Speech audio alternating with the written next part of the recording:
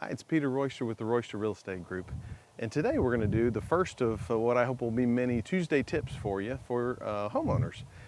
Today, with it being in November and we all of a sudden got a cold front that came through, we thought it would be great to go over information about how to protect your pipes so they don't break and freeze over. One of the first things that I would check is if you have an older home, your pipes up in the attic may or may not be insulated to start with. So you'll need to kind of check into that, and that can be a combination of insulation actually around the pipe, or depending on where the pipes are located, it may be that they're sitting in the insulation that's in your attic, but it's always good to have them insulated with foam too. For the outside, this is another access point to where cold can get in and help freeze the pipes. So there's a couple different things you can do. Obviously, you can go to hardware store and get one of these. These are basically a faucet cover that you can get. These are less than $3, so great protection for a little bit of money. But what they do, they're very simple.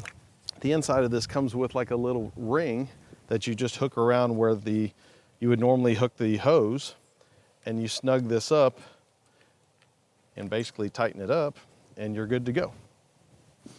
So that's one of the ways you can do it. The second way, if you don't have that, is products that you probably have at home. First would be a towel. And you can basically put it around the faucet and snug it up. Now, one of the things, or one of the mistakes I would say that I think a lot of folks do, is they put this around it and maybe tape it so it won't fall off. The problem is when it rains and this gets wet, it becomes the same problem of being able to freeze again. So if you'll just take a trash bag, kitchen trash bag, and also wrap it around the pipe and then tape it around everything, you'll get the protection that you need, when it freezes, and make sure that you don't have any problems with the pipes. The next thing we'll talk about will be the sprinkler system. The next step is to look at your sprinkler system. Now, your sprinkler system obviously has pipes that are in the ground, and for the most part, you don't have to worry about them. You have to worry about the water that's in them and the pressure that's in them. What you'll see, anybody who has a sprinkler system, is this contraption which comes up. It's a tie-in to your main water source, and then going back out to where you have your valves and things like that. And this is an anti-siphon device. And what happens is, a lot of cases, this area that's above ground will end up freezing, and especially this device will freeze. We actually had a neighbor a couple years ago. We came home from a family event to see water out on the street, and when we got to his house, water was shooting up over the fence, and I don't know how many gallons or hundreds of gallons of water he lost that day, but a lot. So it's important to do a couple different things to be able to have any of the pipes that are above ground insulated like you're seeing here. And then there's a way to be able to drain your sprinkler system. So obviously it has to be off.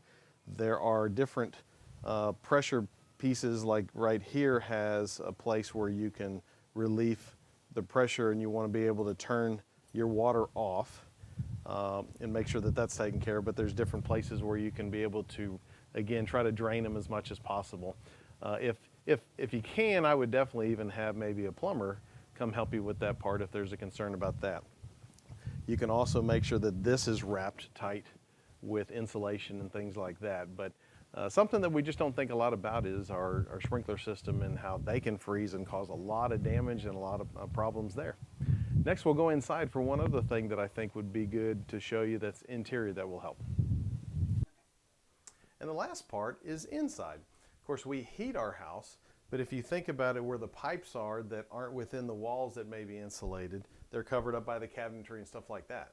So one of the things you can do is at night, just be able to come down, open up your cabinet doors. It's as simple as that, and to be able to let the air that we're heating the main part of the house with try to circulate through there, try to keep those pipes at least from getting very cold.